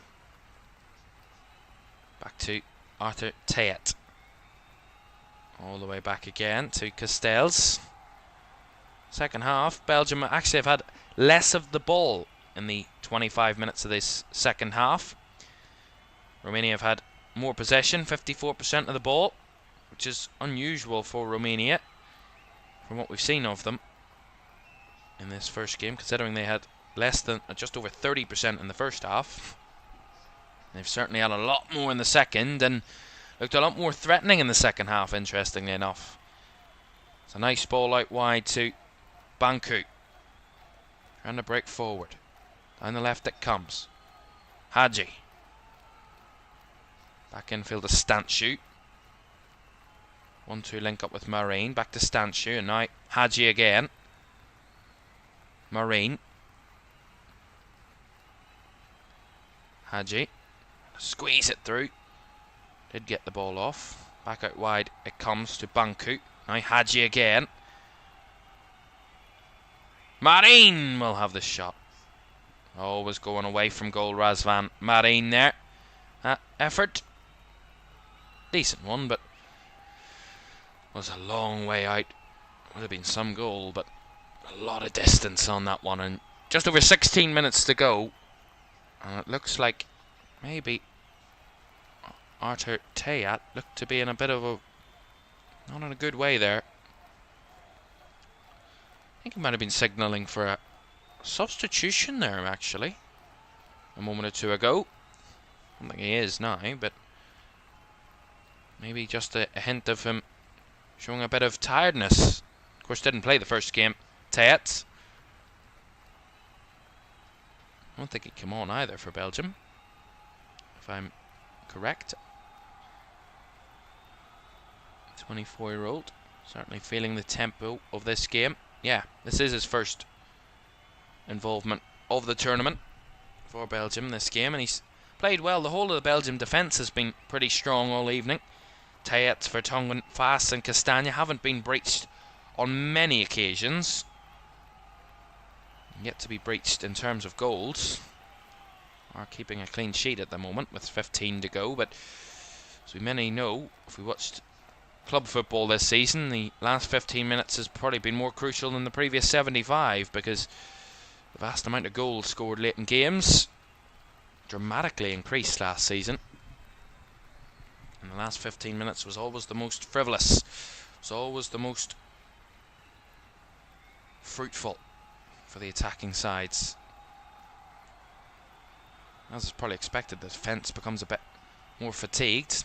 They are going to make that change, Belgium. I did mention that Artur Tayat was signalling for a substitute. He's going to be replaced by Zanu de Bast, who played the first game for Belgium.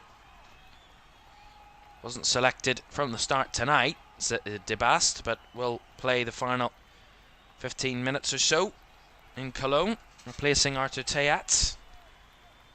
He's did find a fine balance between attack and defence in that first half. It's going to be interesting to see. I'm just thinking of what system they're going to play, because it looks like he has, yeah. De Bast has come out on the right hand side, so they're just going to swap fullbacks here. Castagna's going to play left. De Bast looking to go for the throw in. Trying to find Lukaku there, but again, well stopped by the Romanian defence. That's Hadji trying to use his body to get forward. He was pulled back there, he said, and the referee agreed. Free kick, Romania.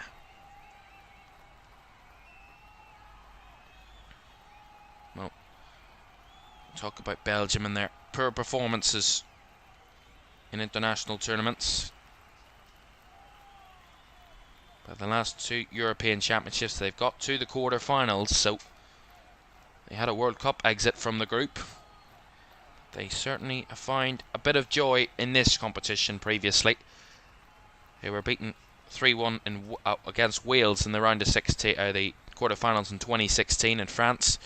And then they went out 2-1 against the ultimate champions, Italy, in Euro 2020 at the same stage, the quarter-finals. At the moment, here comes Stanciu. Again, closed down. Onana there was involved to get the ball away, but Romania come right back at the Belgian team. Borka with a goes for the early cross. Castagna got the header away, but it will fall to Dennis Mann on the right, but there's going to be an offside flag up somewhere about there, so that attack comes to a pretty quick end. The player there against Castagna, trying to see who that was. Maybe Stanciu. Whoever it was offside. So Belgium free kick, comes to nothing. That attack. Certainly wouldn't rule it out that Romania could get a late goal, but also Belgium the other way. As I mentioned a bit earlier at half time, don't forget tomorrow, the final day of the final matches of the group stages start. Match day 3, Group A is on the bill tomorrow. Both the Group A games kicking off 8 o'clock tomorrow night, We'll have live commentary of Scotland against Hungary, third and fourth. Can Scotland do the job? Can they write their names in the history books? A win would certainly do that for Scotland. Behind tomorrow, chance, goal for De Bruyne. Long ball over the top, De Bruyne with a run in behind. The keeper's gone down. De Bruyne nicked it into the net, past the Romanian keeper, and Belgium double their lead. Comes out of nowhere. One ball over the top. De Bruyne, the man, the most aware. Just say it again. Was he onside when the ball was taken? He looks to be onside. The ball over the top, bounces into De Bruyne's path. Takes it down wonderfully in the box and just strikes it round the keeper and into the net. That's lovely. The keeper went down, but there's nothing in that. Wonderful goal by Kevin De Bruyne. And Belgium all but secured 3 points in Cologne. And I don't think this one will be ruled out, although I've said that before. And they've bet it against me VAR, so until the restart, we'll not be too certain about what's happening here in this one. But I do think they're going to give this one.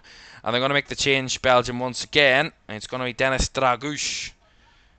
And this one will stand for Belgium. So there is no doubt about that one. It's just Lukaku they don't want to score. That seems to be the theme. Every other player that tries to find the net against for Belgium. There's no offside for them. Dragouš replaced by Alibek for Romania, and their job to try and rescue a point out of this has just become much harder. Yanis Hadji, though, on the left-hand side. And they go for the 1-2. And that ball goes behind by De Bast, I think, and it will be a corner to Romania.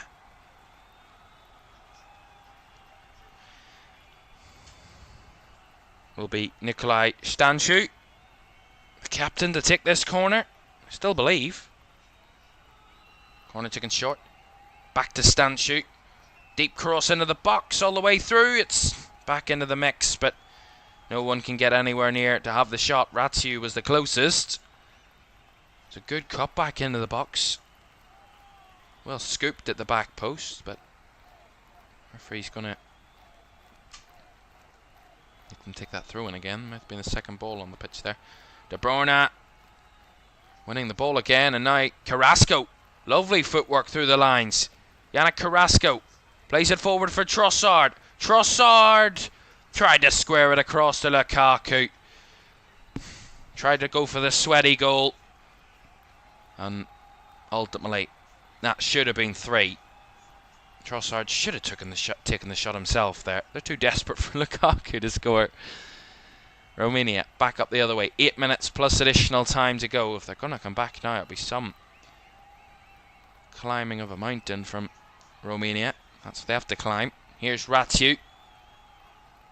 He will break down the right-hand side. He will drive into the box. Uncontested, but he doesn't need any help from a Belgian player to be dispossessed because he miscontrols it and it goes out for the goal kick. No need for Belgian intervention there.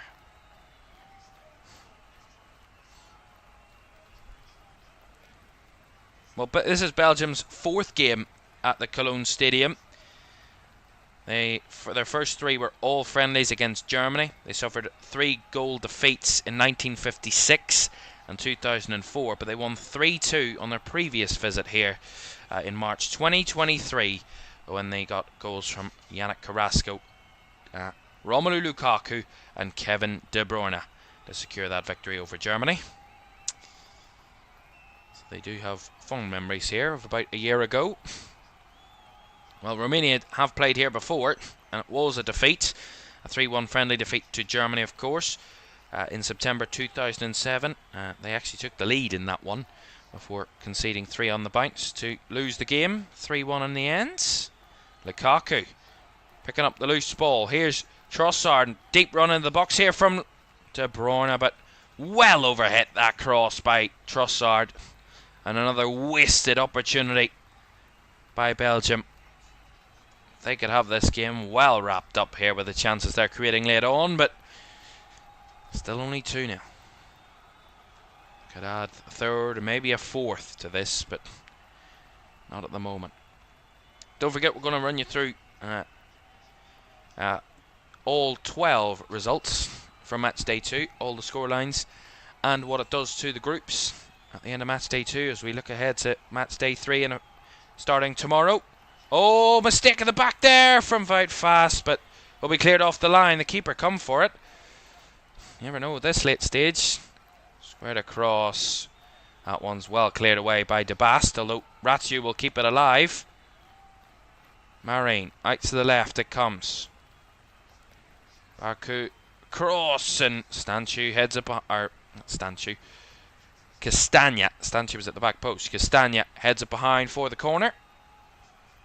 Quite fast, get out muscled there by the Romanian substitute, the number 7, Alibek.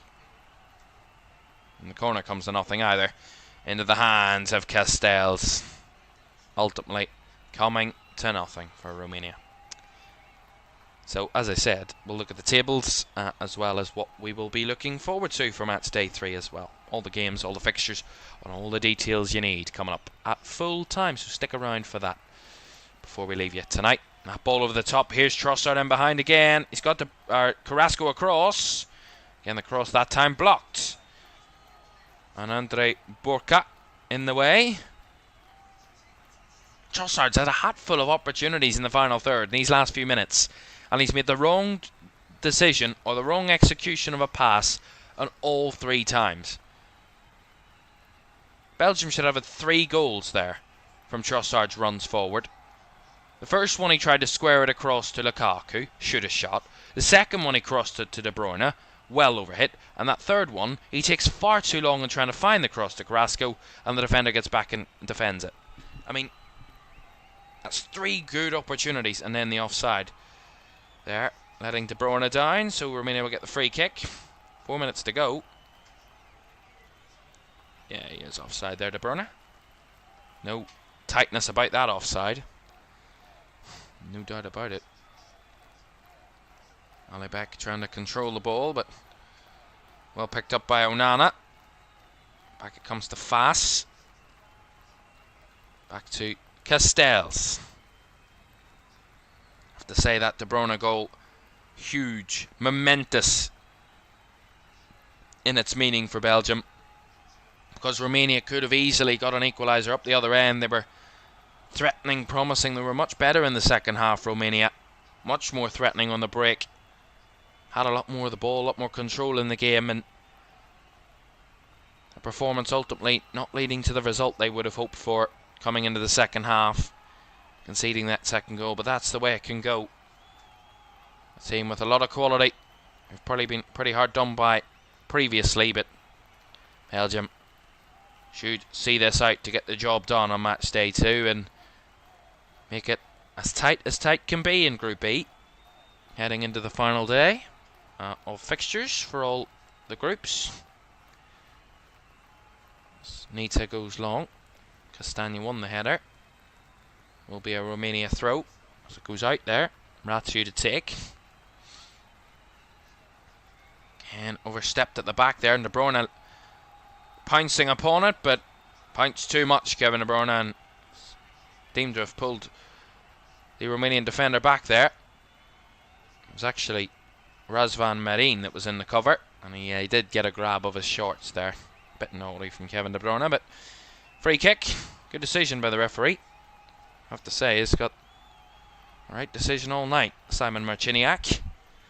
Very well level-headed referee. Here's Ratio. Comes a bit more central now. That was tried to be pumped forward by Stanchu, but given away. And now Lukaku making the run in behind. Romelu Lukaku still going. Has this shot blocked by Nita, and will bounce all the way out for a throw-in. Some force on that effort from Lukaku. Was determined to get a shot off there with his run. Again denied by the keeper. And there's going to be one more change incoming for Romania. It's going to be Andrei Ratiu. He's going to make way. And he's going to be replaced later on here by Dejan Surescu.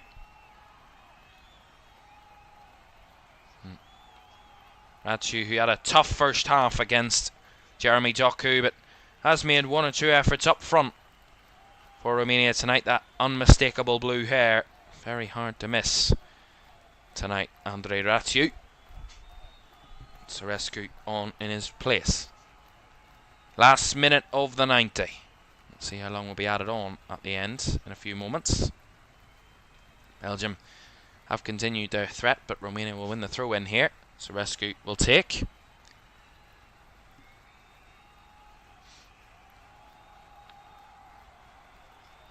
I've talked about these sides' forms. They have met on 2 occasions. The last time they met, 2012, Romania won 2-1 in that international friendly. Back in November 2012, Christian Benteke scored the opening goal for Belgium before Alexandru Maxim levelled before half-time, before a second-half penalty from Gabriel Torre gave Romania the lead, the win in that one, that friendly in 2012. Here's Hagi. Belgium did win the previous friendly in 2011 with the same scoreline, 2-1. Here's Lukaku, the break forward again for Belgium. Try to run it through to De Bruyne, who has the ball nicked away from him. The flag was up anyway against De Bruyne. 4 added minutes at the end of the 90 then, here in Cologne. I don't think we'll see 2 goals in added time, but you never know. De Bruyne probably wanting the ball a bit earlier, played to him, because he couldn't do very much to get back onside in that position. Nita trying to help his side get up the pitch. Nice ball out to Hagi, but well cleared away by De Bas, but back into midfield for Romania. Marin. Surescu. Looking to play it forward to find Denis Mann, but Castagna shielded the ball well, and the clearance out for a Romania throw. Oh. One of the fans is falling from his high horse there. Here they come again, Romania, down the right-hand side. Denis Mann trying to squeeze it through, but again, well closed down. On that right-hand side is Castagna to clear it away, but the shot will come from distance and will loop, but over the bar from Radu Dragushin. Tottenham defender will get Romania a late corner. Seen stranger things happen. The Belgium fans believing behind that goal that they've done the job. Corner taken short, and a cross from Hagi, blocked by at the first time of asking by Castagna, cleared out for the throw-in. Ultimately coming to nothing, that set piece. Pretty poor.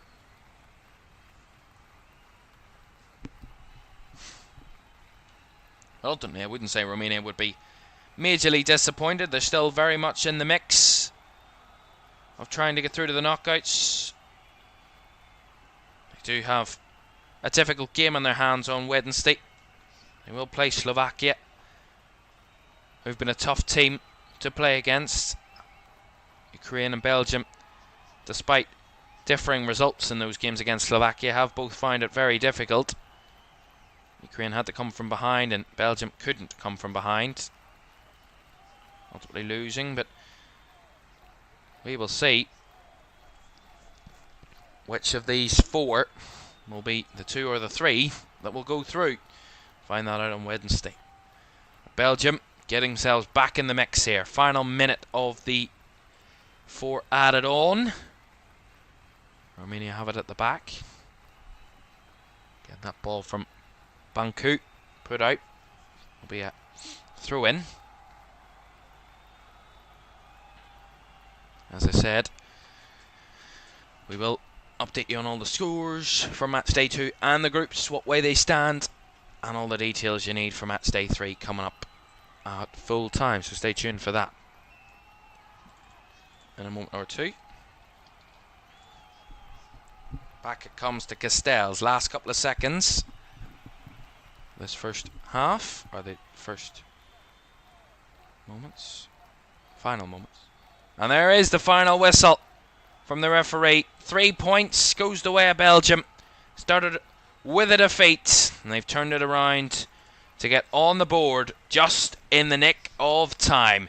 Romania can be pretty proud of the performance, despite losing on the night.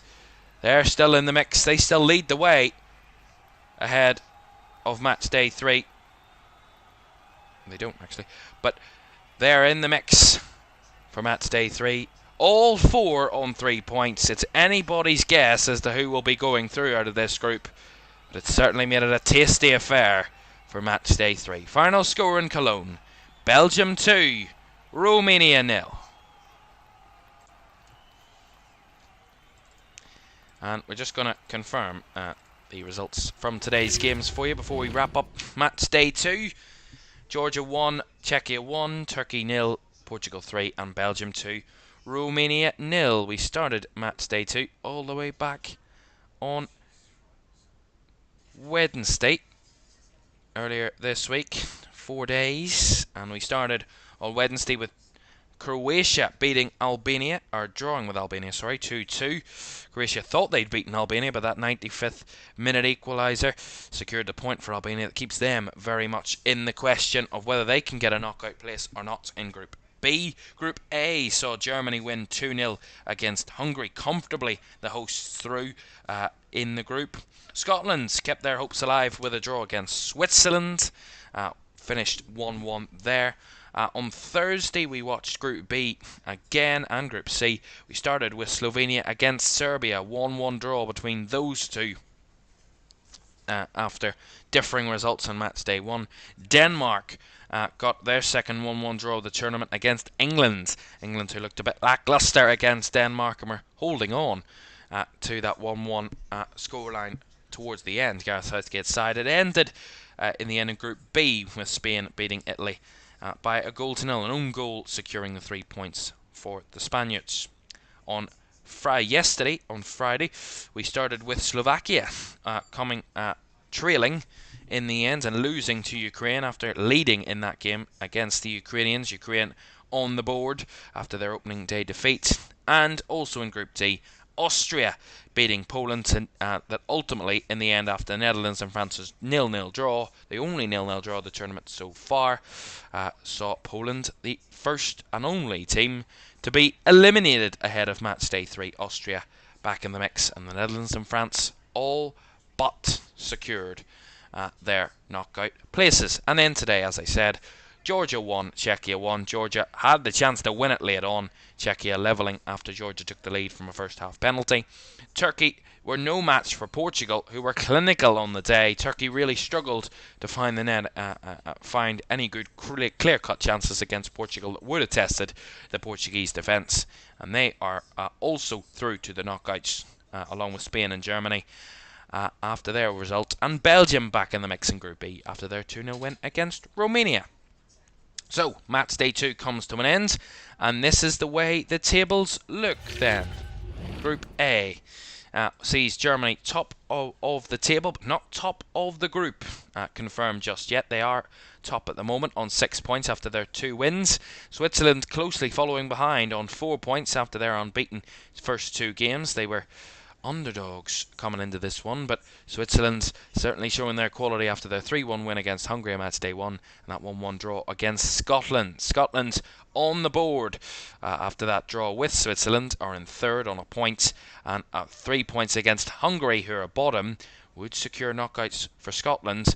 Hungary, well, they, even if they beat Scotland, aren't certain of that place, with only 3 points left up for grabs for the Hungarians, who scored just 1 goal so far. Barnabas Vargas' goal, the only one.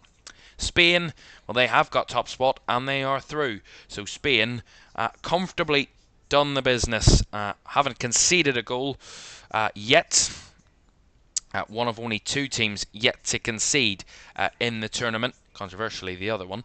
But Spain, 4 goals, none conceded, 2 wins, 6 points, comfortably through to the knockouts and top of their group. Italy in second on 3 points, who even with a win on the final day and Spain losing, can't finish above them because of head-to-heads. So Italy in second, that's the best result they can get out of the group now. Albania in third, can still pose a threat if they beat Spain and Italy lose or draw. Albania could be a main threat. And then Croatia in fourth at the bottom. Still alive, but maybe, just maybe, they could nick it with a final day win against Italy at the moment. In Group C, well, England's haven't qualified for the knockouts yet, but anything other than a defeat would be security for them. Even a defeat would be enough with their 4 points leading the way. England, an unbeaten start to the tournament. Denmark in second on 2 points alongside Slovenia, just ahead of them on alphabetical order, I believe, is the only difference between those two. Same scores, same goals, and everything the same between Denmark and Slovenia in second and third, and Serbia bottom on 1 point. In Group D, it's the Netherlands that just edged away at the top of Group D. France in close second, both on 4 points after their 0-0 draw last night, but the Netherlands leading the way on goals scored at the moment. Austria in third on 3 points, the highest scorers in Group D, by the way. And Poland, the only team to be eliminated, on 0 points and unable to get higher than that because Austria beat them. Even with a win on the final day wouldn't be enough because Austria have the better head-to-head. Group E sees this. It's the tightest group of the tournament so far and anybody's game. Romania leading the aren't actually leading the way on head-to-heads, but that's a mistake. But Romania in the top 2 alongside Belgium, both on 3, all on 3. Slovakia in third, also on 3 points, better than Ukraine's goal difference. They are bottom at the moment, despite having won on match day 2. Ukraine's still bottom of the group. It's anybody's guess as to who's going through there in Group E. And in Group F, Portugal securely through top of the group after their 3-0 win against Turkey earlier this evening. Saw them secure a knockout place and top spot in the group in Group F. Second are Turkey at the moment on 3 points and Czechia in third, with Georgia bottom, with Czechia and Georgia both on a single point after their 1-1 draw earlier this afternoon. So, also on top of that, if we look at the best third place teams at the moment, the 4 teams that would clinch those best thirds at the moment are Group D's Austria, Slovakia in Group E, Slovenia in Group C, and Albania in Group B. So third place Scotland in Group A and third place Czechia in Group F would be the 2 missing out at the moment. The difference between Czechia and Scotland and Albania, all on 1 point, is goals scored. But Albania have scored 1 more goal than both Scotland and Czechia, so could come down to goals scored for those best thirds. There we are. Right, match day 3, the final match day of the groups, gets underway tomorrow night, and we watch Group A to get us underway as Scotland take on Hungary. A win for Scotland gets them on 4 points and could get through to the knockouts for the very first time in their history. Hungary need a bit of luck. They need a win and a bit of luck from elsewhere to secure knockout football for them. Switzerland and Germany also alongside that. And we will continue match day 3 right up until Wednesday, when we will see the conclusion with Group F, of course, on Wednesday night. The round of 16s get underway this time next week. So knockout football just around the corner. But who will be there? 16 teams will go through. 8 will leave us. A third of the competition taken out. And over the next few days, they will go one by one. One is already out through Poland, but it's still in the mix, as do the other. Other teams will be. Match day 3 on the way tomorrow. For now, good night.